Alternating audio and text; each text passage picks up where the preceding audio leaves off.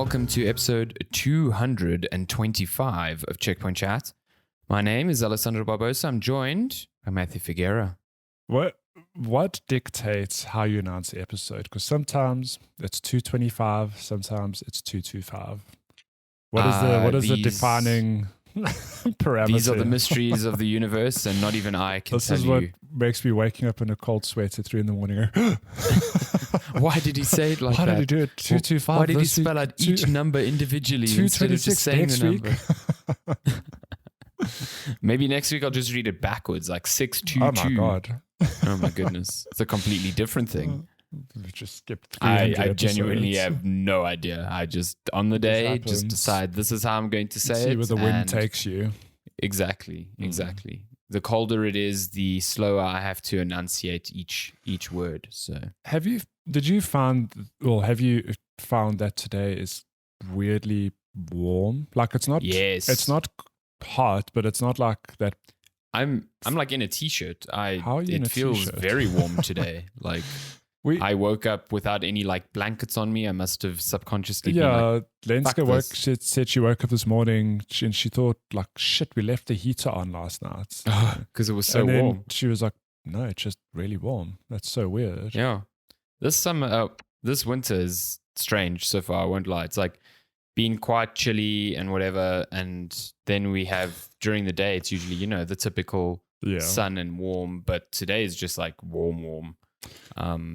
Maybe it's gearing up for another last rain of the season. Let me tell you my dilemma. So yesterday went for a lunchtime run. Okay, get home, take my shoes off, and I learned 2 weeks ago left my shoes outside because I'm like, it's winter, it won't rain. My shoes got wet because it rained like all the time. Wait, did it rain yesterday? No. This is 2 weeks ago. It's like, okay. I was like, what? It doesn't rain. I'm going to leave my shoes outside to like air out, whatever. It rained. Yeah. They got soaked. Okay. Yesterday, get home, after my lunchtime run, take my shoes off. And I think, should I leave these outside? It could rain. And I look up at the sky, not a single cloud. I'm like, there's no ways. The rain is done. Like it has to be done. Okay. Get up this morning at 3 because the cats are screaming at me to feed them because that's what they do. Climb back into bed and I just hear, it sounds like a very light drizzle on the roof. Like, I don't know if it's the wind or it's the rain, but all I think at 3 a.m. is, my shoes are outside. Should I get up and go get them? I was like, fuck it. I'm just going to sleep. They can get wet. It didn't rain, but I think there was like a very light, like a spit of drizzle when I climb back into bed. I'm like, what is this weather, man? Like, stop raining. It's done now. It's time. No, it should be done. Like, well, then again, you are going to a climate where it's going to be raining all the time. So this is just practice for you. Listen, in the UK, they had a heat wave last summer. Okay, and I'm like, what is that heat wave? That's true. And they're like, it was 20 degrees. I'm like, no, I'm kidding. It was much higher than that. It was like 30, but I don't think their houses are equipped for that. Yeah, our houses are like so cool and airy. Yeah, on the flip side, maybe I won't be as cold in winter because those houses are actually built for winter. Warm. Yeah, they're very, very warm.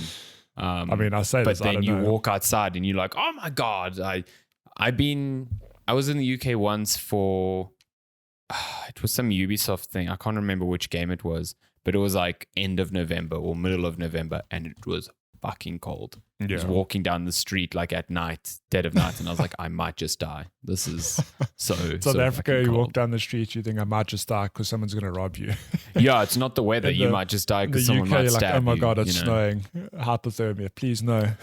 You see, there's a threat everywhere. It just comes from different places. Yeah, you never know where it'll come from. Yeah, the cold is going to shiv you in the ribs. Oh my God. In the ribs, yes. That's violence. I see you've got a nice Legend of Zelda bag in the background there. It is. Look at it. Beautiful. It's not for sale. Here's the box. Please excuse the hair removal thing over there, but here's the box. Very nice press kits. The bag is real hot. Primo. It's primo. It's definitely a primo press kit. You know why? Because Tears of the Kingdom is a primo game, and Nintendo weren't just going to let people not know that. They put all the budget. They're like, damn, if you've got any any doubts about the game, just check out this fucking backpack. Doug God Bowser damn. himself sent an email out saying, "Listen, I've just robbed Mario. I've got all the money. let's put it towards something good, like a nice press kit for Tears of the Kingdom." In the eventual press kit or whatever for the next Mario game, I want green Mario pipe slippers. Make it so, Doug Bowser. No, if we're not getting green slippers, we're not giving your game 10 out of 10. I mean, Exactly. Or a Goomba backpack or those Goomba have to hat. exist. Oh my Goomba God. hats exist. No, Goomba hats exist. I'm pretty sure Toad hats exist as well, so you can just look like Toad. Yeah, you take it off and you just have a huge forehead. Yeah. Under that, I still need to see the movie. I just haven't had a chance to go. I think it's still showing at the cinema. I actually have no idea, but I think it's starting to come to like digital platforms where you can, rent it and buy it and whatever. Yeah. So maybe we'll just do that. The power of movies, though. My godchild and nephew have watched the Mario movie. They like the Mario movie. When was it? We were at my brother for Mother's Day. Mm-hmm. See my niece playing on her Switch. She's playing Mario. Like, damn. Oh, wow. The power of movies. Which Mario was she playing? Was it Super Mario Sunshine?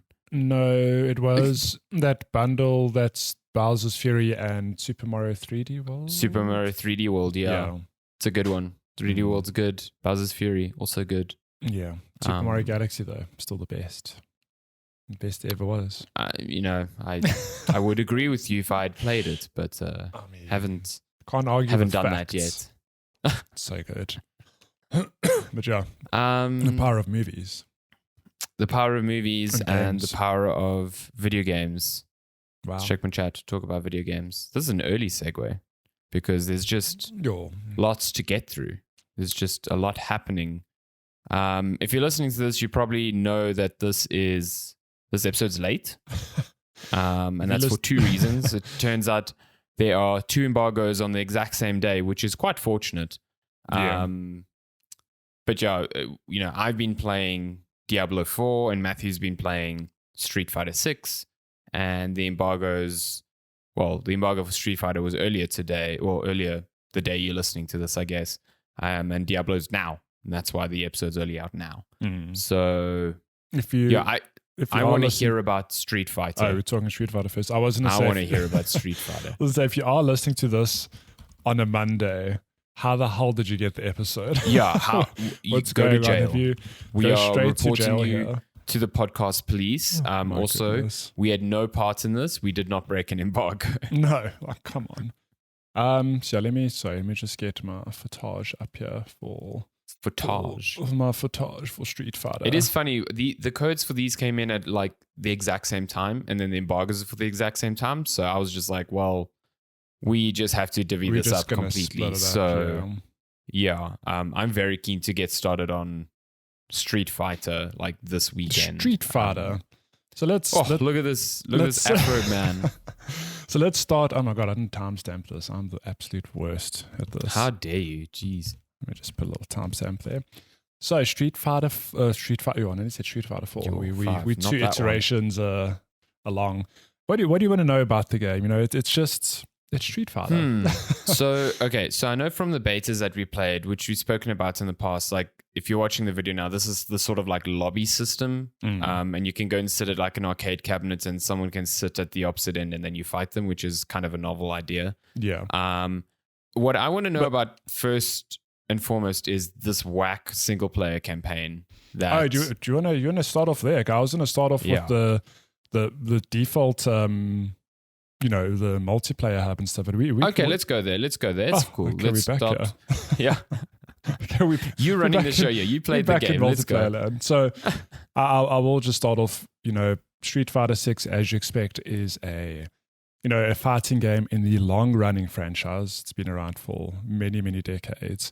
I played Street Fighter 4 on the PS3 years ago. Like when I say I played it, I touched it. I enjoyed it. I have nothing to do with Street Fighter 5. So there's like this huge gap of, experience on my part.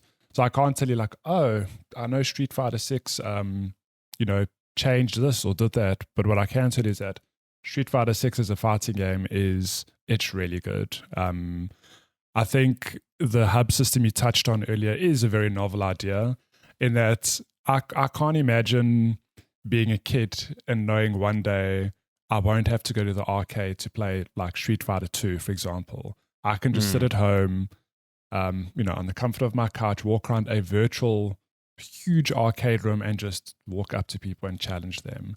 And, not just challenge them side by side, but in a world where I think the Street Fighter must have rollback netcode because I'm pretty sure it does, yeah. I've not had any... I lie. I had one experience where there was a bit of delay, but I think my net was acting up.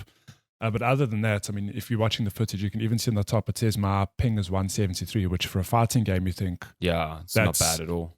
No, but for a fighting game, you think like, shit, you can't have any sort of delay because that puts you at a disadvantage.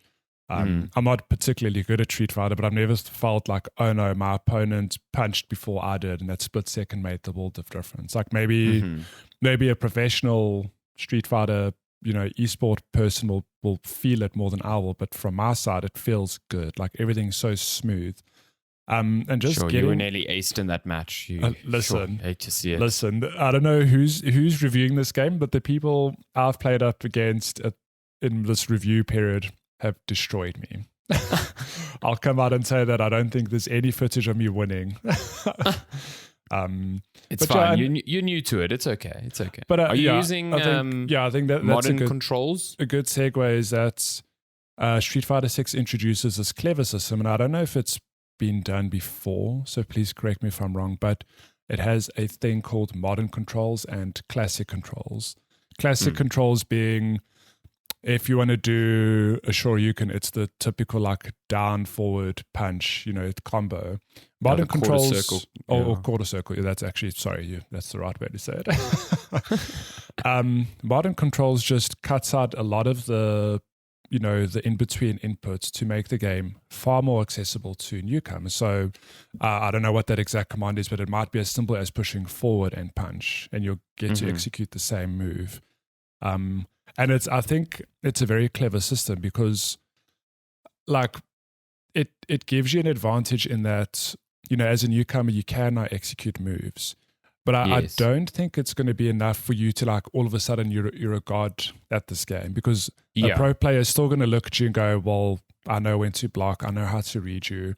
But it just bridges that gap a bit, which is very helpful because the reality is fighting games can be very overwhelming. Like there might be systems or lots of characters with different moves you need to learn, and trying to figure out how do you do a move, let alone string together a combo. It takes time, which some people either don't want to bother with or just don't have the time to invest into learning. I was quite proud of that. I guess combo. It gives you the chance to learn the game's like pacing, because you're right. I think fighting games are chess games. You're reading your opponent. You're deciding on what moves to do when. So if you can take out the middleman of like, okay, well, let's take out the complexity of actually executing those moves and just keep it so that you can focus on the rhythm of the fight and execute what you want to when you want to, then I think that's a really cool middle ground. I definitely will use modern controls when I play. Like I'm not going to take hours and hours and hours to learn the muscle memory for all the quarter circles and whatever, and then only start really understanding how to play, because the reality is Street Fighter 6 is not the game that I'm going to play for the rest of the year. I just want to have some fun with it here and there and jump in every now and then. And I think modern controls probably affords that. Yeah. So, yeah. And like you said, I don't think anyone using modern controls is going to be at Evo. Like you're going to get slammed. I was going to say even on that front, like I'm pretty sure Evo, like it'll almost be a formality, but I don't think modern controls would be allowed at a tournament like that. Because maybe I'm wrong, and like as a professional Street Fighter player, maybe modern controls just makes your life way easier. But I don't think it works like that. I think if you've got the muscle memory down, for these quick inputs, you're not going to use it. Like it almost. I think be they're also upon. a bit limiting to a sense. It's if I think of how the sort of easy or automatic modes in Dragon Ball FighterZ worked, it was kind of like that. Like you could have a great time on those easier controls, but the standard controls gave you far more flexibility. Yeah. And I think in a competitive sense, that's always going to trump ease of use. For sure. So, I will say, so like I really love the modern and classic control idea. I will say though that the way it's been executed from a menu perspective is like horrendous. It feels like at no point, maybe I'm wrong, but at no point do I recall the game starting going like, which would be your preferred control method? You just start and everything's in modern controls, like by default. In sorry, the footage I laughed there. I found my brother, another dude with an afro just chilling. My long lost Street Fighter brother. At no point, it feels like they flip modern controls on by default, which I guess is fine because there'll be a lot of newcomers. But then to try to figure out how to put it off. So like I was playing with Jeff and Darren one evening, and I realized I was like, oh, like I'm on modern controls, like because I can't do a certain move which is limited or exists on classic controls, or like it exists on modern, but I didn't know what the input was or what the button press was for it. So I go and then I change it back. I've been playing like Ryu, so I change it to classic, and then late in the evening I go, oh, let me play random, because let me measure on with all the characters. I eventually, long story short, I figured I had to change my input, my preferred controller format for every single character individually. So I had to go like Cammy, I want her on classic. Blanca, I want her on classic. That is atrocious. I was like, why is it like? I get there it. Should maybe be a global toggle. Yeah, maybe it's obviously the thinking of like maybe you feel very strong with one character, so you want them to be on classic and the rest. But I'm like, surely just make it a global thing. Like just flip it on or off, And then the same thing happened in the story mode, which we'll get to shortly, where so I started off with the multiplayer lobby stuff. Sorry, just a quick side note. If you're watching the footage and wondering why that was going so quickly, it's because I'm busy catching up to the current game. I was spectating a cabinet, so they're just catching up on my side. So when I moved from multiplayer to the single player mode, that too for some reason was just defaulted to modern controllers, and I was like, but wow, like in multiplayer I've put everything on classic, and then to find where to change a whole separate menu there was a whole separate option to change the story mode's character to classic controllers. I was like, that just feels unnecessary. No, like, that sounds ridiculous. That to me is just like, I know it's a small criticism, but like, just make it a global setting. Like patch that in. I agree. I think it's a no-brainer. But yeah, I think let's get to the meat of this game. Let's just fast forward to some Oh my goodness, what the hell was happening there? So Street Fighter 6 includes a story mode, and I'm not going to mince words. The theme of the story is you're just a newbie and you want to get strong. Like the main thread here is that you just want to be the world's best fighter, and to do that you're just gonna you're gonna hang out with these legendary coaches, and then you're gonna go do some stuff in town, including just challenging random people to fight. You just challenged like a random mime on the street to a fight, and he was like, cool. I'm a level 2 fighter, he's level 5, so he's got the advantage, but you best believe I'm going to sort him out. But the way the story is structured is that you start off at a gymnasium where Luke, the character Luke, is the coach. So he becomes like your master, okay? And he gives you the foundation of, how the game works, things that you can do in this world, and then he sets you off on this journey to become, the best fighter. So, in terms of input, my character, the moves you are seeing, because Luke is my master, it's got his subsets of moves. Like I can do a whole lot of like punching. Yeah, I can recognize like that like forward punch is very. So that's his signature move. But like late in the story, I meet Chun-Li, and then I could adopt to use her style rather, and then all of a sudden like kicks are my forte, if that makes sense. But what's quite cool, there's customization that comes in where you can sort of start blending special moves together. It's like I could do, I could have, there's limited slots, but I could have like one of Luke's moves with one of Chun-Li's moves. Now all of a sudden my character's like tailored to me in a sense. Okay. Like I have a foundational move set based on who my master is, but there are special moves that can blend, across different masters' moves that you meet through the story. But I mean, so structurally, like, it's a very cool premise. In terms of story, I think they really lent into like Yakuza territory where it's wacky. Like if you're watching the footage now, I was literally going to say, this looks very Yakuza. Yeah, it's like, you know, it's this very serious, oh, you want to be the best fighter in the world, but to do that, you're going to go fight random people on the streets, including gang members who run at you with cardboard boxes on their heads. Cardboard boxes on their head. But it's funny because if you've noticed in the fights, like my character's called an avatar. That's what they refer to it in the game. My avatar has a level. It's they've weaved through like a role-playing system in this game, in that the more fights you do, you get experience, you level up, your base stats improve, okay? But then there are things like I can buy equipment which boost everything from like my punching strength to my vitality. So like I can buy a hat that will boost certain stats. I can change clothes that have different stats.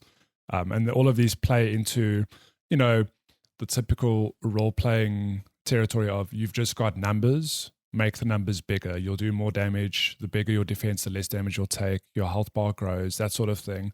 And it's like it's weird, it's wacky, but like I'm really enjoying it. I think if you acknowledge it's going to be absolutely ridiculous and silly, like I think you can have a good time with the story mode. I'm not sure how long it is. Like I've only put a few hours into it, but I'm definitely going to come back to finish it because I do want to see. I guess in a way it is kind of teaching you still about how the game functions. Yeah, I was going to say if you've got no connection to Street Fighter, like this is probably the best place to start because, you know, you'd be starting off on a grassroots level, fighting like random low-level people in the street.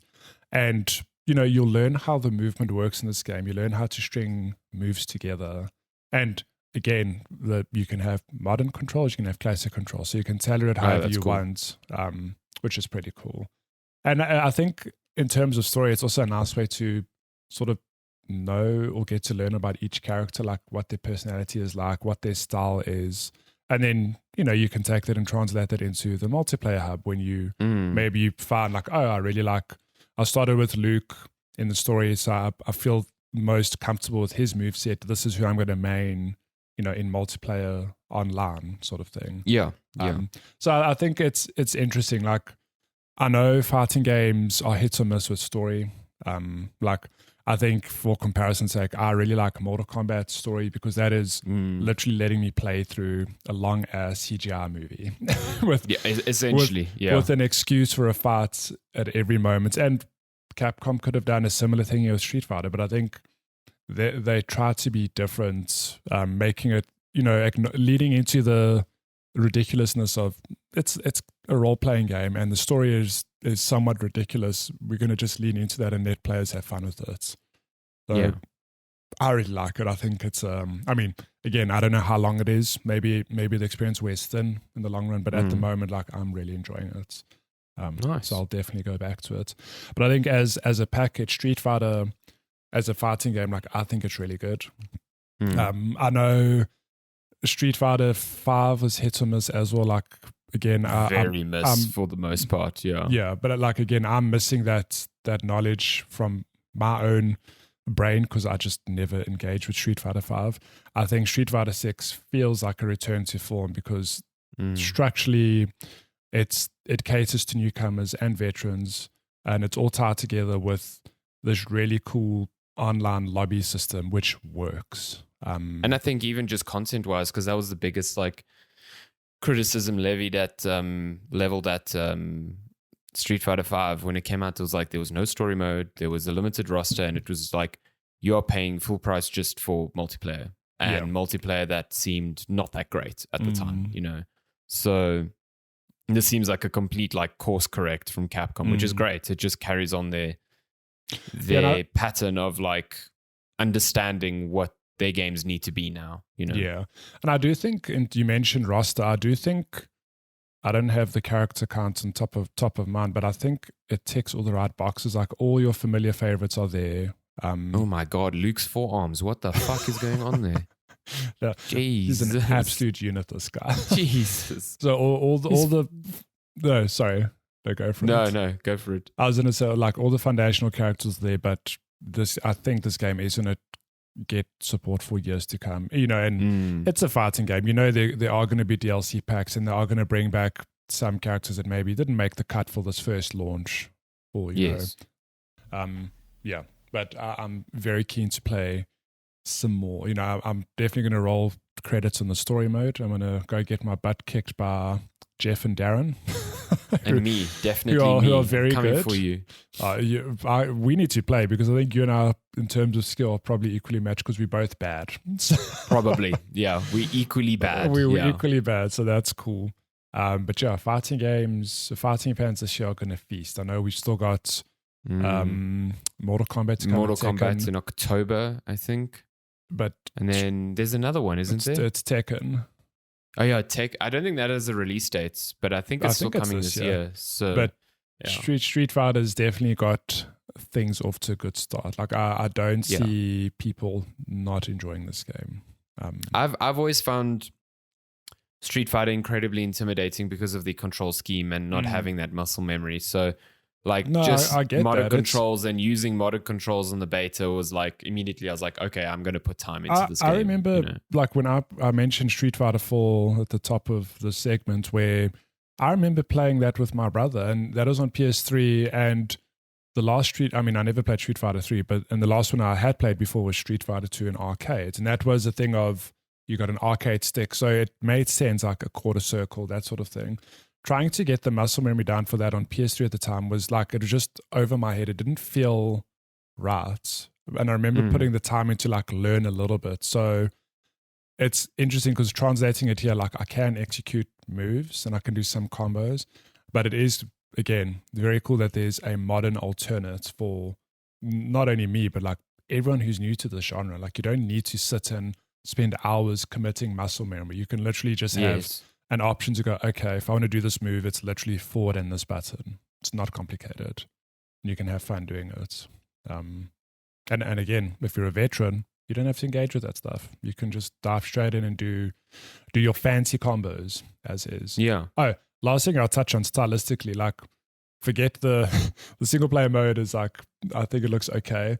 But in the actual multiplayer fights, that graffiti / paint style, it's gorgeous. Like I really love it. It looks great, yeah. And the fights you were having earlier, I think it's such a striking visual flair. It's really good. Very, very special visual flair, and it's like a treat for the eyes. So good on Capcom for, it's I think it's this battle of like keeping things the same but like reinventing them. And I think like they tick the box, because it feels fresh and different, and it just looks really good. So yeah. Good on them. Cool, but that's my thoughts on Street Fighter 6. You and I need to fight at some point. Yeah, I'm very keen. Very, very keen to get going with that. Very soon as well. So maybe even this weekend. Who knows? Yeah, we'll see. Who knows? Cool. Shall we talk about the top secret game you have been playing? I don't know if we mentioned. Oh, we did mention already. Top of the show. Oh yeah, we did. But yeah, this is exactly the reason why I haven't been playing Tears of the Kingdom. It's because like a couple of days after that launched, I got access to Diablo IV, and that's not the right screen. Have since finished the entire game. Played a bit of end game stuff.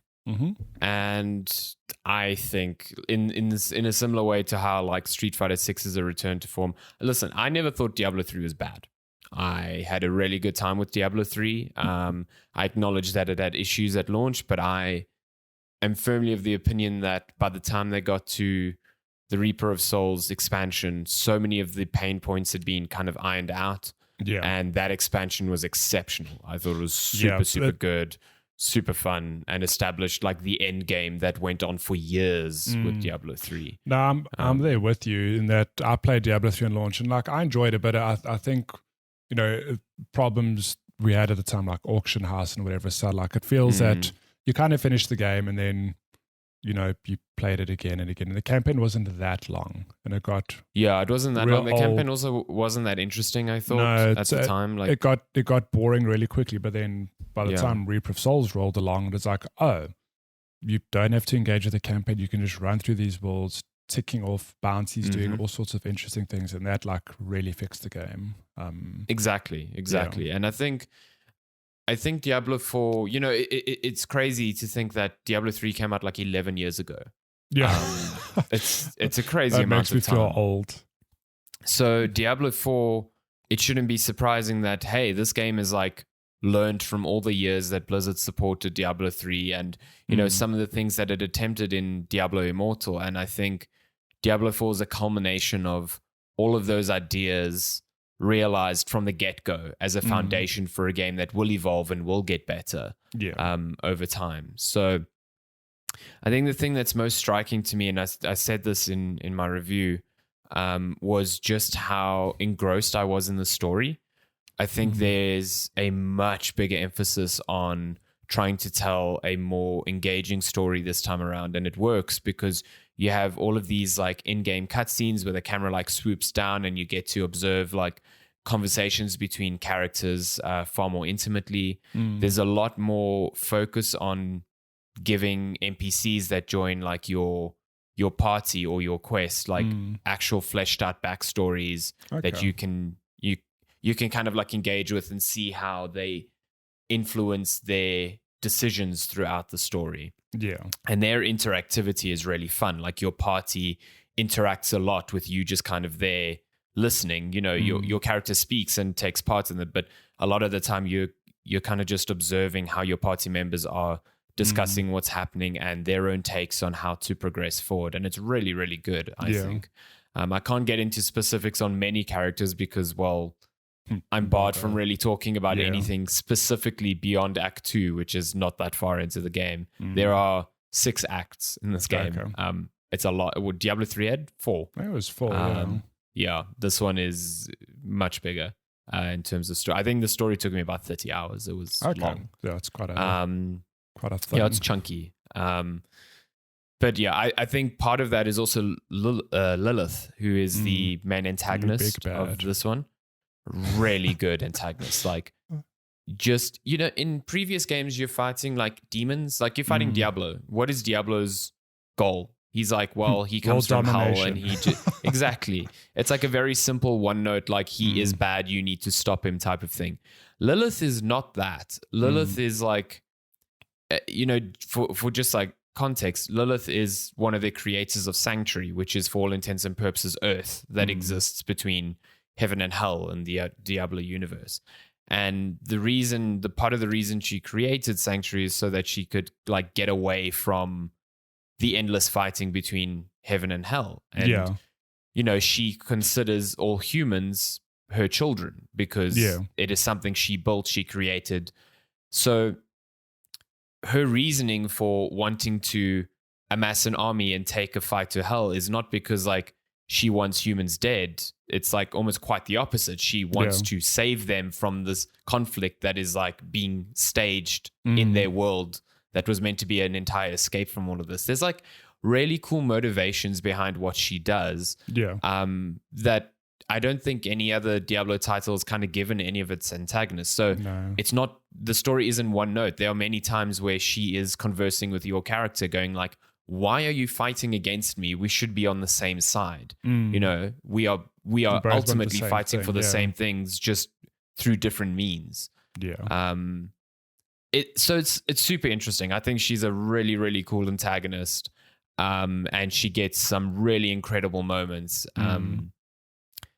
And yeah, it's just that in combination with like the focus on your party members, it just makes for a very interesting story that I hope they, continue building upon. Like there is the hint of maybe there is the possibility of them continuing the story. Whether they will or won't, that's a different thing. But I really hope they do, because by the end of it, I was like, I want more of this. You know what I mean? I mean, Reaper of Souls, I think, correct me if I'm wrong, but hasn't each Diablo had an expansion? Yes. So to me, it seems like a no-brainer. Maybe there will be like an expansion with an extra act or two to, maybe it's a side story, or maybe it picks up and it carries on. I know Blizzard's been explicit with saying they're not putting story content in their seasons, so like their seasonal events. But if they decide to create an expansion down the line, then sure, that could. I mean, Diablo 2's story feels almost incomplete without the expansion. It literally just ends, and then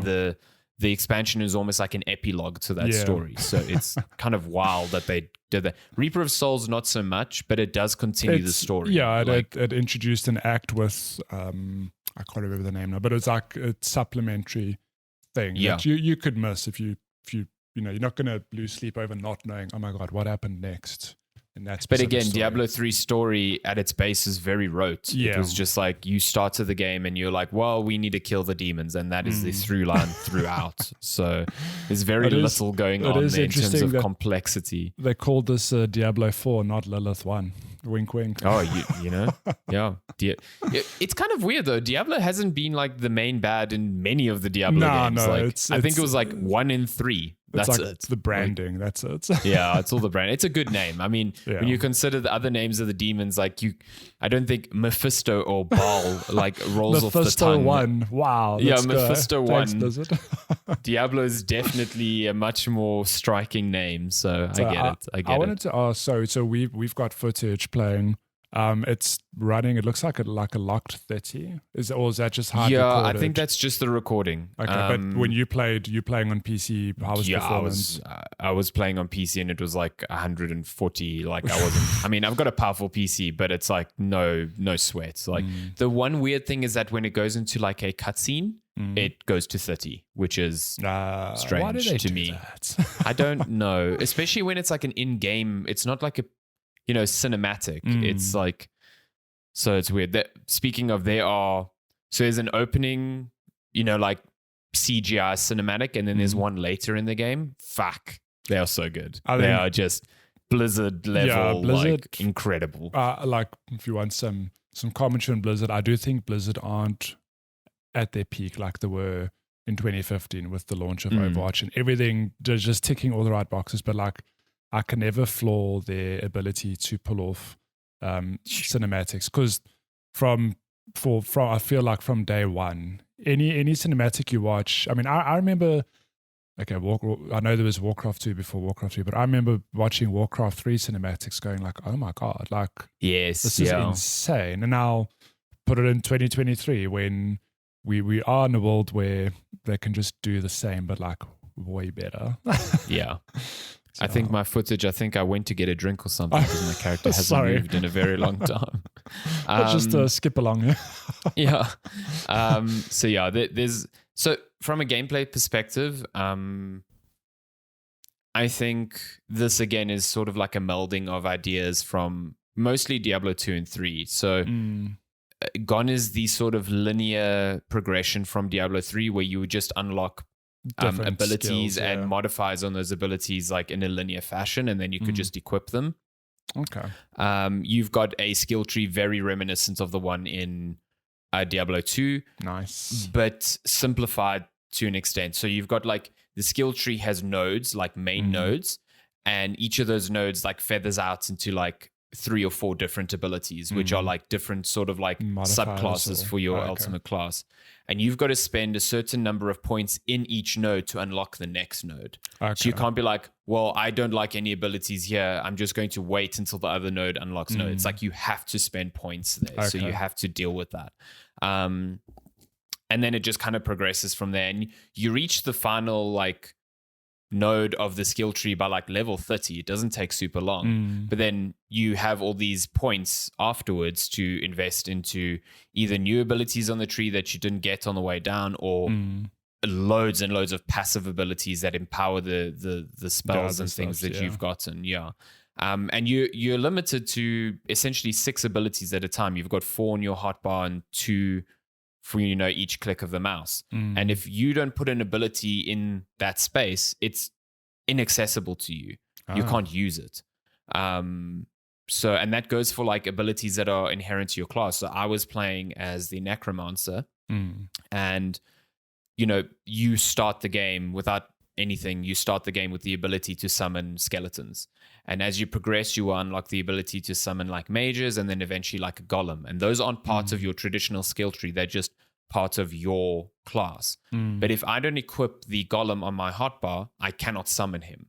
Okay. He's not just there because of like the same thing with the skeletons and the mages. So I have to give up space on my hotbar for those, and then decide what abilities I'm going to use to accentuate them. Or you have this ability where you can sacrifice your ability to summon all these creatures to get passive rewards instead, and then build a necromancer more like a pseudo mage with like blood and bone magic, which is like kind of cool. Okay. There's a lot of flexibility, at least from what I saw with my class, to try out different builds, and the game lets you respec fairly easily. You can just spend money and respec any number of times that you want, which is different to like Diablo 2, which only allowed you to do it once per playthrough, which I thought was crazy. Yeah. And it's a bit more thought involved than Diablo 3, where you could just change skills whenever the hell you wanted. So I respect a couple of times. Like I went from like an exploding corpse build to like a full-on summoning build, and then I tried a bone build, and that didn't really work out. So like I'm pretty sure a lot of people are going to find viable ways to make all of these things work. But just to have the flexibility to choose when I wanted to change things up was kind of That's nice. very cool. Yeah. I will say Necromancer is pretty great for solo play, purely because the minions help take some heat off you. That's very useful when it comes to bosses, because I think the boss fights here are really good and really challenging. They remind me of Souls games. They've got multi-phases. Cool. They force you to think about positioning in very astute ways. Like they're really, really good. Awesome. The bosses in the story are really good. The ones in the sort of like dungeons you find in the open world, they're a bit less so. Again, it reminded me a lot of like Elden Ring, where your main bosses were definitely highlights, but then the ones you found in like small open world ones were like, oh, that was fun, but it wasn't like as interesting. The world itself is now one big open world that is not like randomly rolled. It is a strict layout. So when you're progressing through acts, like you're literally just moving from one part of the world to another. You're not like Act 1 takes place in Tristram, Act 2 takes place in this place, and you're moving between them, and you don't have the ability to go back. It's like you can explore the whole map as you choose. You can even do Act 2 before Act 1. Like, oh wow! So it's not procedurally generated anymore. Is it like a fixed? This is the layout. The open world map is not. Okay. Yeah, it is a strict fixed. Oh, but the thing. Dungeons when you go into themselves dungeons, they've procedurally generated. Sense, yeah. Okay. Yeah. So it's nice because you can get a real sense of place in the open world. Which is quite cool. Yeah. Like this path goes to the deserts, or this path goes to the forests, or, and it is a huge open world. It is colossal, and you don't get your, one of the big features for this one was a mount so that you could walk around faster. You don't get that until about 3/4 of the game through, and you only get it once you've basically uncovered the entire map. So like, they want you to see the map first before they give you the ability to basically just run past enemies. Which is fine. I didn't really find it a huge hindrance, but by the time I got the mount, I was like, okay, I really fucking need this, because like I don't want to spend a load of time doing all of this shit again. Back and forth, But there's a lot of cool things. I think you have dungeons sprawled around the open world that on first completion, they give you something called an aspect of power. And essentially this is like just an item that you can use over and over again. And you can attach it to armor or weapons, depending on the aspect you've got, and turn a rare weapon into a legendary with a very specific ability. So like, each dungeon tells you beforehand what aspect you'll get. So, you can look for the ones that will be useful to your build and your class. But it basically takes away the frustration of having to grind out dungeons and hope to God that a very specific weapon drops for you. You can be like, well, I definitely want this certain ability, like that helps my summoning skill. I'm going to do the dungeon, get the aspect, put it on a weapon, and now I've got it, And if it drops regularly in the open world on an actual rare item, that item is usually better than the one you're able to craft. So there is still incentive to try and find that one for min-maxing, but this takes away a lot of the frustration. And I think it's really, really smart because you can then just put it on a weapon at level 20 and you've got a rare that you can probably use for a while just because the ability outstrips its just raw stats, Okay. So that's pretty cool. Yeah, I just think it's a really good game. I think it's a really good dungeon crawler. I played this in a very rushed manner, and even with that, I was having a great time. I just thought it was a lot of fun, and I haven't had this much fun in an action RPG in a while. And the beta definitely made me think it was going to be this good, and I'm just glad that it follows through the whole way through. You know what I mean? It wasn't just like, oh, the first act is strong and then it tapers off from there. It is stronger throughout, if anything. Yeah. So what is the max level? Is it 50 or 60? It's 50 in World Tier 2. So you start the game with access to 2 World Tiers. You've got like World Tier 1, which is like easy. Yeah. And they make it very clear. They're like, this is literally if you just want to see the story type of thing. World Tier 2 is like, okay, you get increased experience and the enemies are tougher. It's a bit more of a challenge. Yeah. That is 50. And then once you finish the story, you can do some dungeons and some side quests that basically unlock World Tier 3, which is Nightmare. Okay. And then from there, same you go into fourth. 4 is the max, and then the max level on the 4th World Tier, I think, is 100. Okay, so there's like a lot to do. Long legs on, grinding up to level 100. And the end-game content is there. It's like as soon as you finish the game, you basically unlock this thing called Whispers of the Dead, which is essentially bounties from Diablo 3. That's cool. And then doing bounties, you get these things called Nightmare Sigils, which then let you unlock Nightmare Dungeons, which basically put modifiers on existing dungeons and then chain. So similar to the, what are those rifts in Diablo 3? The Nephilim rifts? Yes, Nephilim where it's like, it's a dungeon you've played, but now it's modified in this way and the loot is completely different. So they've got that there. Okay, cool. And, they're going to do, it's a live game for all intents and purposes, so there's going to be a lot more seasonal content. Yeah. And then last thing, there are 5 classes, I think. Yeah, 5. Barbarian, Necromancer, Druid, Rogue, and Sorcerer. Nice. It's like I would not suggest Barbarian solo. I went that route, did not end well, had to change classes completely. Nice. Yeah. There's just, I think if you're going solo, I'm not the source of knowledge in this. I've read many articles that suggest this, but Necromancer, Druid, and Sorcerer are definitely the way to go. Yeah. And I played Sorcerer in the beta, and I think totally fine as solo as well. Actually, really, really fun as well. So, but cool. I think playing this game with friends is going to be the big thing. So, yeah, I'm very keen to get good. I lose all my progress now, which is a bit of a bummer. Oh, my God. But I would definitely replay this campaign with a friend. I don't know if I'd do it solo again. But with a friend, I would absolutely go through this again. It was a lot of fun. Nice. So, yeah. Cool. Good times. Good times we had in Sanctuary. That's Diablo 4. I'm super glad that Diablo's good still. Considering the issues that Blizzard have been having, if this came out and was just a fucking train wreck, I would have been so sad, because I love Diablo. I really like this franchise. So I'm just super glad that it feels like the Blizzard of old managed to keep this going. You know what I mean? Yeah. And, you've got executive producer Rod Ferguson, who led Gears of War for so many years on this. So I think he understands certain things of expectations from a franchise. So, yeah. There's a thing or two about chainsaws. So yeah, of course, yeah. It was weird when Marcus Phoenix just fucking showed up here and just chainsaw Diablo's head off. It was wild. Oh my God. Yeah, crazy. Story spoilers. Oh my goodness. Cool. Those are the 2 big games. I mean, you are still playing. I'm still in Tears of the Kingdom, and I mean I'm not going to talk about it because that's going to be something I sink months into. I think the only thing I want to talk about is someone built a fucking Metal Gear in that game.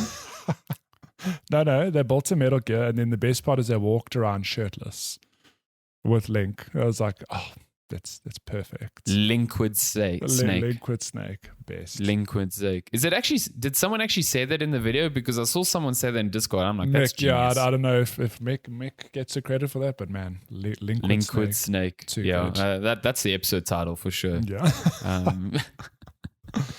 Cool. I'm very keen to get back to that and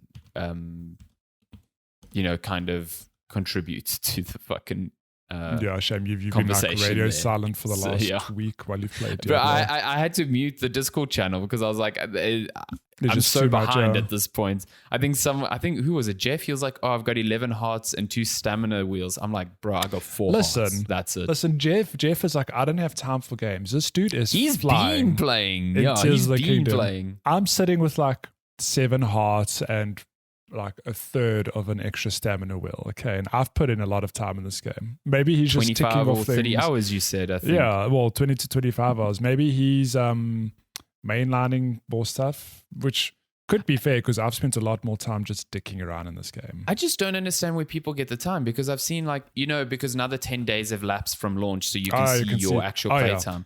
I've seen people like in 10 days I played 80 hours. I'm like, I fucking killed myself to put like 35 hours into Diablo while doing my day job. How the fuck are you doing this? I'm right there with you. I just don't understand. So for those of you who don't know, on your Nintendo friend list, and the way Nintendo works, it's quite weird, but your profile shows you how much time you've put into a game, but in like 5-hour increments for God knows what stupid reason.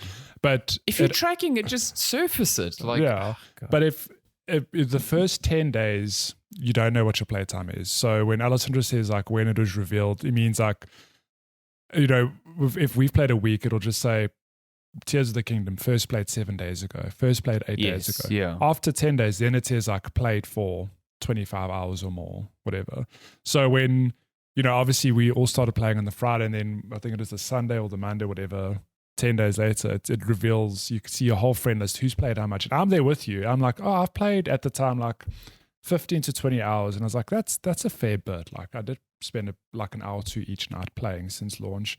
I've got people that are like almost on 100 hours. I'm like, how? how did you do this? Yeah. Yeah, oh my God, yeah. It's crazy. I really wish I wish I understood. Like, I just don't. 80 hours is like, put it in the context of like a work week. That is 2 full work weeks of like work, 9 to 5. Like, where the fuck are you finding that time in 10 days? I don't know. Well, are you unemployed? If anything, I guess that's testament to how good the game is. People are fair. Yeah, people have that appetite. So yeah. Cool. Should we bounce over to game releases? Yeah. Wow, I don't have the link open. Look at me. I'm fucking terrible at this. I should just quit. Wow, that's why you're moving to the UK. You couldn't get me to quit, so you just fucking off. I'm tired of podcasting. I'm immigrating. You're like, oh, we can keep the podcast going. Like, oh, okay. Yeah. You're like, no. Okay. This is exactly why I tried to move. So we're looking at games out from today, May 27th, all the way up to June 2nd. Jesus Christ. What is this? No, it's quite a bit. Yeah, it's quite a bit. So, May 27th. Okay. We've got Company of Heroes 3 coming to PlayStation and Xbox Series X and S. I swear we said this last week. Did it get delayed? I don't know. Maybe. Don't know. We've also got the System Shock remake coming out this week, which I'm quite keen to check out when it does launch. Come to PC finally. Polybridge 3 coming to PC May 30th. Return to Grace coming to PC May 30th. Friends vs. Friends. Nice. Don't fight your friends. Unless it's in Street Fighter. May 30th, PC. Candle Knight coming to PC May 31st. Doomblade coming to PC May 31st. Decarnation. Nice. Is that like the opposite of recarnation? Or incarnation? It's like, wow, you've been reincarnated. We're going to decarnate you back into a corpse. Maybe. I mean, I wouldn't be surprised if that's the theme there. So when you're a necromancer in Diablo and you decide to kill one of your own skeletons, that's decarnation. Coming to PC and Switch May 31st. Etrian Odyssey Origins Collection, PC and Switch, June 1st. Killer Frequency, PC, new and old consoles and Switch, June 1st. Street Fighter 6, big release for the week. PC, PS4, PS5, Xbox, June 2nd. Oh, interesting. It's coming to PS4, but not Xbox One. Weird. That is a nice middle finger. Wow. Super Mega Baseball 4, PC, PlayStation, Xbox, and Switch, June 2nd. We Love Katamari Reroll plus Royal Reverie. Jesus. Oh my God. PC, PlayStation, Xbox, and Switch, June 2nd. Diablo 4 says June 6th here, but if you pre-order some special fucking edition, you get it on June 2nd as well. So that's technically the release date. But I suppose you get 4 days early access. Yeah. Okay. So it says June 6th. That's for the regular edition, but it is technically out on Friday, June 2nd. So, yeah. Cool. That's the week. Cool. That is the week in games. Now, I'm going to jump on over to where the fuck are we here? News.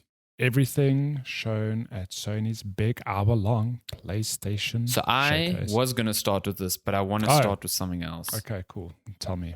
What do you want to Naughty start Dog, with? because that's more of a weird one to me. So during the PlayStation showcase, I would have put money on there being Naughty Dog talking about their live service game there. You know, the Last of Us multiplayer title that has been in development for now like 4 years. A long time, yeah. Naughty Dog was not there. And I think everyone was like, what's happening? What's happening? So yesterday they just put out a very inconspicuous tweet kind of saying they're still working on it. They were incredibly proud of the job, the development progress, blah, blah, blah, but it's still going to take time. And it was kind of a weird thing because it just came out of nowhere. Yeah. Like no one seemed to be asking. Turns out people were asking. Good old Jason Schreier put out an article on Bloomberg shortly afterwards, basically saying that the team has been drastically reduced on the game because of basically as the studio starts reassessing what the game is. And it turns out that comes after Bungie, who is now owned by Sony, basically came in to evaluate the progress on the game, as Sony has asked them to do. They basically bought Bungie so that they could lend expertise to all of these live service efforts, since Bungie's been doing it for like a decade now.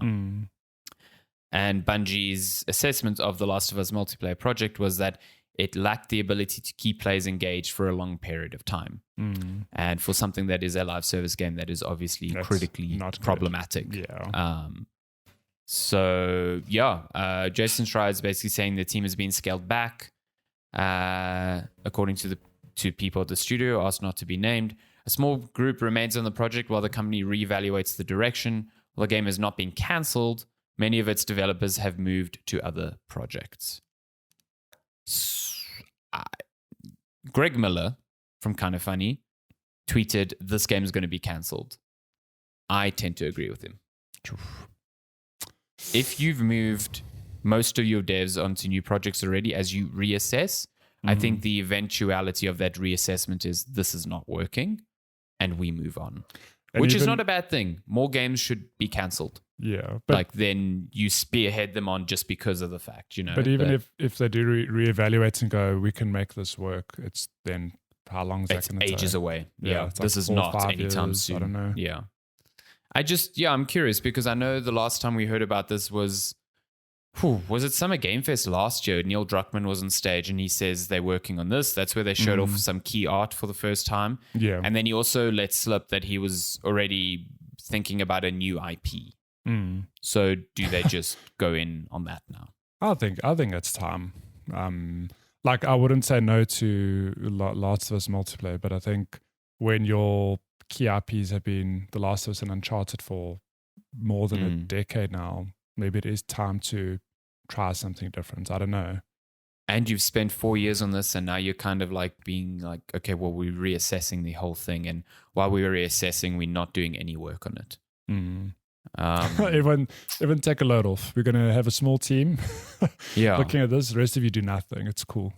The only thing that I think could be a spanner in this is Sony's like real insistence to do live service now. Like we'll get to it in the showcase, but it was very evident that sort of business model is now becoming their focus. I mean, they've said they want to have like X number of live service games by 2025. This one was probably one of the first wave ones. So if this isn't coming out, you know, do they forcibly go, it has to come out, we want to push in this direction? Or do they go, okay, Naughty Dog knows what the fuck they're doing, let them work on what they are, typically known for. So I don't know. We'll Interesting times. Yeah, if you're a Last of Us fan, he can tell us. You're live on the show. no pressure. What the fuck's happening with this game? Yeah. Yeah, but I mean, I suppose I guess we'll see. I think it'll be a new RP, obviously, at some stage. Yeah. And I tend to agree. I don't think. I think this is not coming out. If a multiplayer does happen, it's like a lifetime away if they've gone back to the drawing board. So no, this is not a thing that comes out in the next year or two. No, like if they're completely reassessing it, then unless they find a solution, unless in a couple of months they go, wait, figured it out. We do this, we do that. We can definitely use what we have already. This is okay. The Last of Us 1, did that have multiplayer? It did have, but it was more like a competitive factions. Yeah. So this started life as factions, and then it grew into its own thing. So I don't know. But I mean, that does let us jump off onto why we got to the story in the first place. Is Sony's big hour-long PlayStation showcase. So knee-jerk reaction. Well, out the gate, this is meant to be like Sony's E3. That's E3, not E3. Here's what's coming to PlayStation. My knee-jerk reaction is that, and I'm not alone in saying this, there was a very severe lack of first-party stuff, which is very strange, given that this is meant to be your, hey, here's what we're doing for PlayStation in the next year or two. We've got, look at all these games our own studios are working on. And then the reality, I think, correct me if I'm wrong, there were like 3 first-party titles, and there were like 3 or 4 games in total that were exclusive, and only like 2 of them were first-party. So which is just like, okay, like, don't get me wrong, lots of third-party stuff, but It was just weird because like Jim Ryan started the show being like, we are in year 3, or we've had 3 years of the PS5, and like these years have kind of been carried by a lot of the games that were already revealed and spoken about when the PlayStation 5 was launching. So that era has kind of come and gone. So this was meant to be the like, what are we doing for the next 2 or 3 years? And nothing. I don't think we really got a kind of idea of what to expect beyond this holiday season for PlayStation, which is kind of weird. Look, unless this doesn't mean like we're not going to see any other state of plays or showcases late in the year, but it's just weird that June is like it's premium reveal season. Maybe we've just been trained to think that way. Like it's E3 time, we're going to get all the big stuff. Maybe Sony does have something planned for September, for example. Like here's a first party state of play, or like another showcase. I don't know, but it feels like this showcase had huge expectations, and I don't know, the pacing of the show was weird. There was some cool games shown, strange, but I think overall people were like, okay. No, I think it was underwhelming. At first I was like, am I being too critical? There were a lot of games here, and a lot of them did look good or whatever. But like Eurogamer put up a very good piece, being like, this felt underwhelming from a first-party perspective. Yeah, and I can't escape that. If this had been a Microsoft show, they would be getting the exact same criticism for like, where the fuck are your games? You know what I mean? Well, all this does is that it sets up Microsoft for what could be a killer showcase. Microsoft has the opportunity to really steal some of the oxygen from here and be like, okay, you dropped the ball. Look at us. They've got to deliver now. They really do. I don't know. Those sorts of plans are set in stone already. So please, Xbox, deliver. Well, let's get into it. Let's get into it. So the show started off with a brand new IP. It is the new game from Haven Studios, led by Jade Raymond. This is essentially the very first indicator that yes, Sony is getting into live service. This is you can tell sort of like a PvP live service shooter thing with the veneer of like teenagers who are angry at rich people. It felt very Watch Dogs. It almost looked like Watch Dogs 3 Watch Dogs, 4. Yeah. I don't understand why it would be like, okay, you are going to a rich person's house to steal something. Oh, but there's another group of people trying to steal something, so now you're going to fight them. That was strange. But again, it was just a really big CGI trailer. We have no real indication of how this game plays or how it works. So I don't think people weren't really impressed with this, and I don't think I wasn't really impressed with this. Yeah, it's one of those things where it's the mood board stage of like, hey, here's the mood of this game. Here's what it's gonna feel like to play it. What does it look like? We don't know. Who the fuck knows? Who knows? Cool. Well, also, I feel like this sort of narrative hook that it's got has been done to death already. Yeah. So it just doesn't feel novel or interesting at this point. So yeah. Helldivers 2. This is kind of cool. It had been leaked a while back. I think the biggest surprise here is that it's not like an isometric shooter. It's more like a third-person shooter. Yeah. Yeah, so it's a completely different style of game. But it seems to still be very focused on cooperative shooting, where you like hunting down aliens.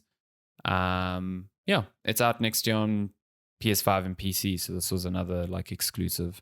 Yeah. I mean, at this point in the show, you're like, okay, 2 exclusives. Yeah. You know, we've got good. And then it just. Yeah. So then we got a trailer for Immortals of Avium, which is the like EA published magic shooter that's coming out in July. This game's out in like 6 weeks. Why did it have like 5 minutes here? Like it just... I don't know. I also thought it was a bit weird because like we've seen this game many times now. Yeah. I just don't understand. No. Got a reveal then shortly after of Ghost Runner 2, which is pretty cool. Ghost Runner is a rad game. I've never played it. I think you would very much enjoy it. No, I'm sure. It's like Mirror's Edge and Blades. Yeah, with bikes now apparently. with bikes now too. Yeah. Ghost Runner 2 is out this year. It's out on pretty much every platform. Nice. This one was a weird one that people seem to like enjoy. Phantom Blade Zero. Oops. Which is like a third-person action game. I thought this looked pretty cool. It did. It reminded me a lot of Sekiro. Kotaku says it reminds them of Ghost of Tsushima as well. It's made from a Chinese studio. Apparently, this is like building off of some lore that they've established in many mobile games. But this is their first kind of like big console game that's coming to the West. It looks cool. I didn't get much else from it other than the combat looks crazy fast. And also very stylish. Yeah, it's one of those things of like the combat looks very stylish, but how does it feel to play the game? Like, does it actually let you do the stuff that we're seeing, or I'd be very interested to see that in action. I don't know if this is coming to other platforms. It's not a Sony studio, but I don't think it says. No, I think it just says coming to PS5. Yeah, it doesn't actually say it's not coming to other. That was kind of most trailers. Just says coming to PS5. You know. Yeah. Then we got Journey 2, which basically, if you're watching, I was watching this. I was like, wait, are they really doing a second Journey? Like, and then I was like, oh wait, no, Giant Squid. It's not Journey. This opening scene though is like Journey 2. Yeah, I mean, look at those columns in the sand. I was like, oh my god. And then it cuts to like day. I mean, even this character, like, it's not quite Journey, but it's the same sort of like style. Yeah. And then it cuts. Well, I mean, it's from Giant Squid Games, which is led by the artist behind Journey.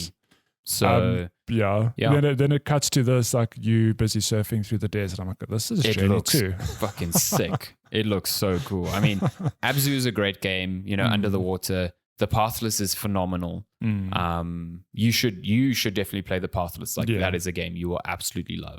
Almost certain. So now this is called Sword of the Sea, and it looks like you are just going to surf on fucking sand. Do some tricks while you're at it. How cool is that? Sick. Down. Nice. Looks great. Keen on that. Awesome. That's coming, I think. No, there was no like release date, but these games have been on pretty much every platform, even on Switch. So Talos Principle 2 is out.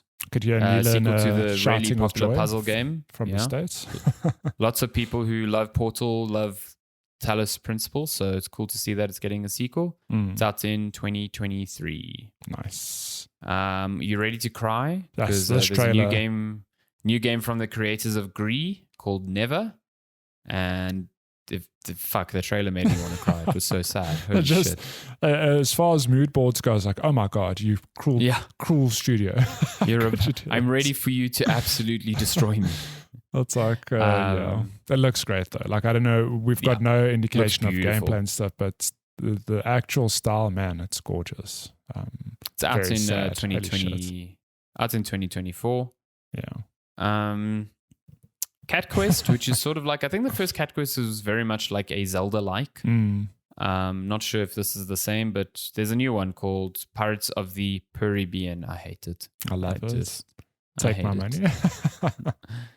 It's coming to PS5 and PS4. It's out in 2024. So nice. It's got a cool style to it. Do you think this will come out before Skull and Bones? Yes. No doubt about it. Then we got Splatoon. I mean, this Foam Stars. This was the point of the show where I was like, what is happening? What is this show? Because we've had multiple indies, and yes, they look really good, but I'm like, we get here and I'm like, we are halfway through this fucking thing. What is happening? I laughed when it showed Square Enix. It's like, oh wow, okay, cool. Like, is this... when I saw that and I saw the gun, I was like, is this a fucking another Devil May Cry? Yeah, it's like, okay. But then it's the super serious trailer, and then it's like, no, it's basically Splatoon where paint has been replaced with water and bubbles. Foam, yeah. Foam, it's just... foam. I mean, something about the name Foam Stars just rubs me the wrong way. It's just... Yeah, it's almost like... Also, man, just watching on your screen now, that transition from CGI to gameplay was rough. It looks so bad. It's not quite the same thing. Look, no. I think it could be a fun game, but it's just hilarious. It's completely unexpected. Foam Stars, nice. Kotaku says, how long will the servers hang around after release? I say not long. Shame. Hate to see it. The Plucky Squire, a game that mixes 2D and 3D visuals in a wonderful action fantasy adventure that can't come out soon enough, according to Kotaku. This game looks really cool. It looks cool. Yeah, it does look cool. It reminds me... Again, it's weird. Like, a lot of the games that they showed looked cool. Like, a lot of the indies especially looked cool. They're just not what I would have expected from this show. No. I would have expected that from a state of play, not this is E3 to show you the future of PlayStation 5. Jim Ryan's like, we've got an assortment of games to show you why you bought a PS5, essentially. And this doesn't scream This that, is why I bought a PS5, the Plucky Squire. No. Teardown is coming to PS5 later this year. You it's reviewed those, right, on PC? Well. Yeah, I love this game. It's really fun. It's like a voxel-based heist simulator. It's really fun. This is going to melt your console. The physics simulation here is nuts. It brought my PC to its knees at times. So how they're getting this working on a console is beyond me. Sorcery. Yeah, it's a fun game. I highly implore people play it because it is like a sandbox where you've got missions, but the missions are very open-ended. You kind of solve them in your own way, and the sort of things you can pull off with physical reactions are insane. Yeah. Nice. Cool. I mean, we've got Metal Gear Solid Triangle. Another CGI trailer. We got confirmation that they're remaking Metal Gear Solid 3, and they're calling it Metal Gear Solid Delta. Leaked or whatever for a while now. I mean, got literally nothing else except we saw Snake, and it was like Metal Gear Solid Delta, and then we've got the cool theme song, which was great. I love that. What a thrill! I laughed. I was like, come on. Look, it's I'm all for this, but the naming really confuses me because I'm like, okay, it's Metal Gear Solid Delta, which is the fourth letter of the alphabet for a game that is third. Like, it's got the 3 in the name, but it's also the first chronologically. So I don't know what the logic is, and it upsets me. But the delta symbol is a triangle which has 3 sides, Matthew. Of course. How could I forget this? Can't wait for Metal Gear Solid Circle and Square and Metal X. Gear Solid. Metal Gear Solid 1 is basically Metal Gear Solid Circle because it's one. There you go. Line. Metal Gear Solid X will be 2 because it's just 2 lines. Metal Gear Solid Square will be 4. Oh my god, we nailed have fucking this. cracked this We've code. cracked the code. Yeah. Hilarious. Metal Gear Solid Pentagon for 5. Nailed it. There's no release date on that. No. Microsoft also made it very clear it is coming to Xbox. So it is not an exclusive. It's also coming to PC, I think. So yeah. This game looks cool. No idea what it is though. The Towers of Gasper. A Gasper. I don't know. It's apparently a survival game. Okay. Nice. Okay. Who knew? Cool. Looks cool. Got another look at Final Fantasy 16. Again, yeah. Like, we don't need another trailer for this. No. It's out in like a month. at this stage, I was like, okay, we know this is coming. It looks fucking great, though. It looks, and I guess Sony had to show this because it is exclusive to their platform. It is, only on PS5. There've been so many trailers for this now. It's out soon. Why even slot it into your hour-long showcase? Yeah. This is pretty cool. We got Alan Wake finally a look at Alan Wake 2. I think what is most surprising about this trailer is that Alan Wake is not the only playable protagonist in this game. That was quite surprising. We got a new character names called. It's gone from. I cannot recall now. Yeah, but she's a FBI agent hunting Alan Wake Sage. After the events of the first game, and Alan Wake looks like a mad hobo. Also, we got good old Sam Lake in the trailer. Yeah, when I saw that, I just lost it. I was like, what the Sam fuck? Lake, a Sam Lake character written by Sam Lake, who's probably not called Sam. Maybe he's just called Max Payne. Can you imagine that? Because I haven't played it, but I know Control has an Alan Wake DLC or whatever, which yes, I imagine is like, oh hey, it all takes place in the same world. How funny would it be if in this game they're like, yeah, we needed some extra help, so we got Max Payne to come. Special Agent Max Payne is joining on the investigation. My word. This game looks great. I can't wait. I'm very fucking keen. I mean, they've gone all in on survival horror. They made that very clear when they announced the game. The first game is more action oriented. This is survival horror. Yeah. And this is out soon. It's October 17th. That's not that far away. What a year for horror games. They did say that all the footage shown was running on PS5. So that's pretty cool. Because it looks great. It looks really good. So yeah, I'm keen on that. That's also coming out on PC and Xbox. Then we got a look finally at Assassin's Creed Mirage, which looks like, for all intents and purposes, like an Assassin's Creed game. An OG Assassin's Creed. No, it's not Odyssey or Valhalla Origins. It's OG. This is what the first trilogy of Assassin's Creed looked like. I'm keen on it, hey? I think it looks great. I know people like it looks maybe visually a bit dated. I think that's fine when it's got so much color and style to it. But there is something, not like weird's the wrong word, but there's something about the visual style. I'm like, I don't know. It's like it's not realistic, if that makes sense. Like there's almost they've like toned it down on that front a bit, if that makes sense. It's almost like stylistic. Yes. Yeah, I'll play it. I mean, it looks great. Yeah, Assassin's Creed Valhalla was the first Assassin's Creed like I actually played. So I've got like a huge gap of everything before that. I'd be, and this being more of a stealth, like open-ended stealth game, I'm fucking in on that. Yeah.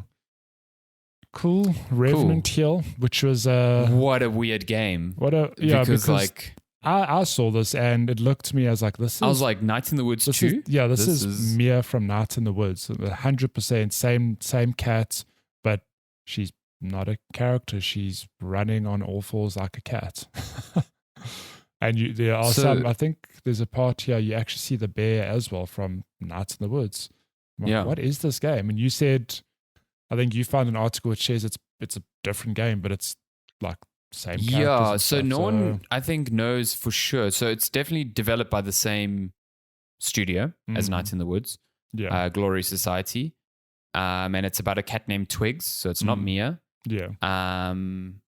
And the cat is trying to become a witch's familiar, which is kind of cute. Oh, that's cool. But it's called Revenant Hill, but there is this suggestion that it is connected to Night in the Woods somehow. To me, it feels like, I mean, even looking at this lockup now visually, I'm like, that also kind of looks like Night in the Woods. It looks like, it would be weird for them to use such an identical art style, a character that looks identical, like, and not link it. It just seems strange. I almost feel like this is going to be a prequel that will have some catastrophic event that explains why Night in the Woods has animals walking around and living I was lives. thinking the exact same thing. Yeah. So we'll see. Could be. Grand Blue Fantasy Relink. I don't have much to say about this. I don't know. Anime. This one also made me scratch my head. Street Fighter 6. Why is it here? This game is out in 2 weeks. It's literally out in the same month. It's like a stone throw away. We know. We've seen Street Fighter many times. Why did it get a 2-minute slot? I don't understand. That's there. Cool. Ultros, cool. This kind of looked cool. The visual makeup of this, it was like an LSD trip almost. Yeah, I was going to say it's like a platformer. Looks really cool. So the gameplay looks cool, like kind of looks like a Metroidvania. Cool. But I think the visual aesthetic is something about it. It's too much color. Maybe that's intentional. It's like a lot of color, yeah. It is this LSD trip, but there's just so much going on. I'm like, oh my God, it's too much. It's almost difficult to like pass what's parts of the world and not. I'm like, I don't know how I feel about that. But I mean, it looks cool. Like, I'll give him that. So we'll Dragon's Dogma 2 got sort of like a sweeping look at the sequel. No release date, but yeah, looks cool. Look at this Khajiit. I think you'd enjoy this game. Because it is more like a mixture of Dark Souls and Monster Hunter. So I think you would there's a diehard fan base for this game. So 100. It's weird that it got a sequel because all I know is that good friend Garth did not enjoy it. Hated it and infamously gave it a 4 out of 10, which is hilarious because when the it didn't get great reviews at launch. It was like a good 6 out of 10 at the time. But I'm saying like it's funny that he also didn't give it a great score, and everyone's like, oh, like 4 out of 10 from Garth. Yeah, damn, it's not that bad. I mean, I think it carried weight, particularly because Garth is a role playing connoisseur. Like he loves the genre, so for him to be like, oh no. But yeah, the sequel's coming. Then we got the VR segment, the very limited VR segment. Five Nights at I'll put it this way: if you were hoping this show would kind of like help you latch onto some hope that Sony's really going to support the PSVR 2, that they did a poor job of that. This is not it. They need to follow this up with a state of play dedicated VR focused, to PSVR 2, because we've got like there's some cool stuff here, like Five Nights at Freddy's. Yeah, Resident Evil 4 VR mode. That's very cool. Like I'd love. Thing is, we also knew that was coming, so that's not new. Coming. Yeah. Arizona Sunshine 2, which this game, man, fuck. The first game was like one of the very first VR shooters, and even then it felt old. I'm just like, why? I don't know. There it is. Crossfire is pretty cool, I think. Yeah, Crossfire Sierra Squad. I think Jeff has said he's played this on PC and it's pretty good. Now in VR. Tactical shooter. Cool. Synapse was the only cool thing. I thought it was like some weird otherworldly shooter thing. Looked kind of neat. The thing is, like, it looks like an interesting shooter and an interesting premise for a story. Like, it's got a good mix between the two. When this opened, it reminded me so much of Deathloop. Yes, on the beach. You're walking on the beach. Visually, it kind of looks similar in terms of colors and that. I was like, hold up, what's going on? And it's like, no, it's not at all related. Could you imagine Deathloop in VR? My God. Oh my God, you'll vomit. And then Beat Saber's getting a Queen pack. That's about it. That was all the VR. That's it. Oof. And then let's fly through these last few because we are well over time already. Bungie's reviving Marathon. So that's cool. No idea what the game looks like, but stylistically. Yeah, another CGI trailer. The website basically says it's a PvP extraction shooter, so it's another live service gig. Funnily enough, not exclusive to PlayStation, despite Bungie being owned by Sony now. This will be coming to PC and Xbox as well. Strange. Can I tell you, I still stand by the fact that I think it's almost more viable to, I know it's owned by PlayStation, but I honestly think it's more viable to release multi-platform because you give your game to a bigger audience and you reap the profits regardless.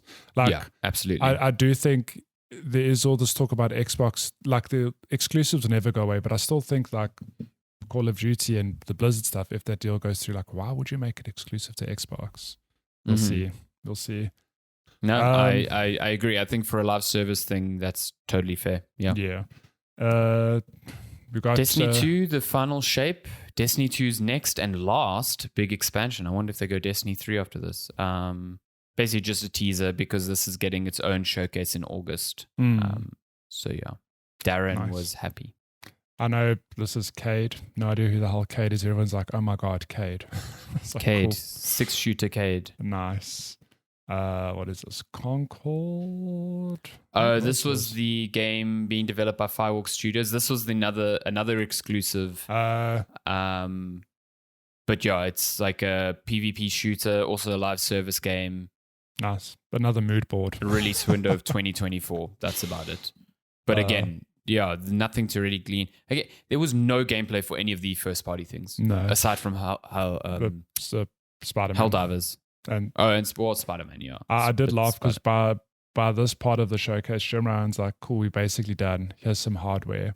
And it's like 30 seconds to a minute. Okay, maybe the most flyby of this hardware ever. It's like almost like he's not really confident in it. He's like, oh, yo, check this Project Q out. It's a handheld gaming device built on streaming. Okay, moving on. We've got like, earbuds. Wait, what? Like, yeah. And we've got earbuds. Cool. Now, anyways, bye. The handheld streaming thing, I still do not understand what the purpose of it is. Because it says requires a PS5 and a Wi-Fi connection. So it's just Wi-Fi streaming. Tell me why I should buy that as opposed to just using the laptop / tablet / phone that I fucking already own. Like, I just don't understand who the target. Like, I think there's a target market, but I do think it is such a small audience. It's tiny. Why buy a device that is singularly locked to one purpose when you can already fulfill that purpose with a device that does so much more that you already own? You already have it. Like, it's one room away. Like, why did Sony co-brand all of those backbone controllers that you use for your phone for PlayStation 5 streaming if they were making this thing? What? Like, I don't know. Who the hell knows? Anyway, the end of the show, Spider-Man 2. Nice. This game looks great. Game looks fucking awesome. It looks great. I'm so keen. I'm very keen. Like, they revealed a lot in this trailer. Like, straight up, hey, Venom's there. Peter's got a Venom suit on, which I think in our Discord, Jeff pointed out. I think we've all had this concern of like, what do they do in Spider-Man 2 to make Peter interesting? Because after playing Miles Morales, you're like, Peter's going to feel Miles's moveset was so much better. Yeah, like way more fluidity, far more exciting. Well, here's your answer. Peter's got a Venom suit and Venom looks real cool. And it seems you'll be swapping between Peter and Miles quite frequently. Yeah. Someone pointed it out, but I didn't notice it at the time. The like right piece of the UI is like your common spider abilities that are shared between the two, and then the left one was more your specific ones, like Miles's electricity attacks, and then when it switched to Peter, it was your Venom attacks. So maybe that's how they're segmenting the control scheme. Yeah. I did not like the UI. I think the changes to the UI look bad. Yeah, it's like they've gone way more stylistic, but I don't know. It feels the way it moves while you're fighting. Yeah, it made me like motion sick. It was kind of strange. Yeah, but game visually looks incredible. Like it was this moment here, if you're watching the footage when you're in the warehouse, like there's so many of those instances from the previous two games, and this one just looks so much better. You know what I mean? Miles also has this cool thing where you can like stick a piece of web to a wall and make like a tightrope, which is super cool. Very cool. Yeah, they feel like they did a good job of showing, you know, it's same New York, whatever, but don't worry, the two Spider-Man you control aren't just the same old, like where they've got new gadgets. Yeah. The story's going to weave between the two of them. Peter's angry. Yeah, he's quite, I mean, shock. Who was it? I think it was you that said, you're like, I bet the final fight is Miles versus Peter. No, it wasn't me, but I mean, it has to be like. Who said it? Mick? Jeff? I don't know. Darren, maybe? I don't know. I did laugh. But I could see that. We were saying at the office, if they don't have a scene of Peter walking down the streets like Tobey Maguire from Spider-Man 2, we want our money back. There needs to be a singing scene as well. Yeah, with him in like a jazz coming out bar. the store, like doing that move. Oh my God, remember that. Please. Please, Insomniac, make it happen. I will put a bet now that Miles and Peter fight and 100%. That Peter dies in this game. You think Peter dies? You're hectic. I mean, yeah, because it's a thing of Spider-Man's a franchise now. That's not just going to be like, this is the last game. There's going to be a Spider-Man 3 and 4 and definitely 5. This is a long-running PlayStation thing now. So yeah, where do they go next? I always think with games like this, with any sequel, I think, shit, okay, you threw everything in the kitchen sink to the first game. Now you've got to do better for the second game. What do you do for the third game and the fourth? Like, you have to keep reinventing. So maybe Peter's death is like a good story beat, to leverage off whatever. And then they bring Spider-Gwen in. Cool, sold. Spider-Gwen. Or you do Superior Spider-Man, where Spider-Man's taken over by Dr. Ock's body. But they've done Doc Ock, so that's boring. Yeah. Cool, but yeah, a very packed, very mixed showcase. But yeah. Again, loads of good games, just no real indication of the future of PlayStation based on those, Yeah. So, should we fly through the rest of the news? Because we are 1 hour 30 in already. Yeah, we've got 7 minutes to wrap this up. Alone in the Dark. Bam. Alone in the Dark. Playable prologue is out now. The reboot is out in October as well, so it's going head-to-head against Alan Wake 2, which is nuts. But yeah, it looks cool. It's got the dude from Stranger Things. David Harbour? Dave Harbour, yeah, that's it. And Killing Eve's Jodie Comer. So yeah, there's some money being thrown at this project. It looks cool. Survival horror fans are feasting this year, along with fighting fans. Absolutely just feasting. So much coming. Let's just tick this Prince off. of Persia, is so remember they were remaking Sands of Time. It was announced a while back. Yep. And then it even got to the point where it had a release date. It was revealed in 2020, and anticipated release date of January the following year. It was delayed twice before initially shifting developers completely from Ubisoft Pune to Mumbai to Ubisoft Montreal. And now Ubisoft basically is just updated saying that it is in the conceptual phase again, and we shouldn't expect to hear more about it for a long time. So yeah. Yikes. And then ending on some bad news for South Africans. There's a price hike coming to video games. And I mean, it's expected. It's expected given the real shit exchange rate. But yeah, so according to Glitch, there's I just want to pull out one line here. According to new local listings for Diablo IV and Final Fantasy 16, physical games in South Africa have officially edged to the 2,000 Rand mark.